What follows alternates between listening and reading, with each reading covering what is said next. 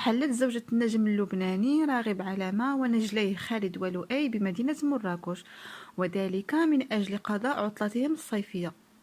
وحرصت جيهان علامة ونجليها على الاستمتاع بجمال مدينة مراكش ومؤهلاتها الطبيعية والسياحية، كما حرصوا أيضا على تقاسم عدد من المنشورات مع متابعي حساباتهم الرسمية على موقع إنستغرام، سواء من داخل الفندق الذي ينزلون به أو من ساحة جامع الفنا. يا سلام يا سلام.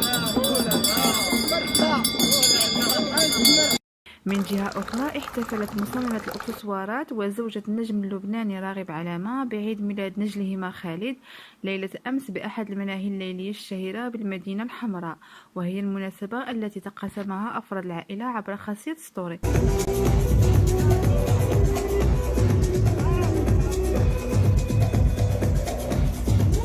وفي ظل غياب راغب علامة عن الاحتفال بالذكرى 25 لميلاد خالد بسبب انشغالاته الفنية، اكتفى النجم اللبناني بمعايرة نجله عبر خاصية ستوري على حسابه الرسمي على موقع تبادل الصور إنستغرام.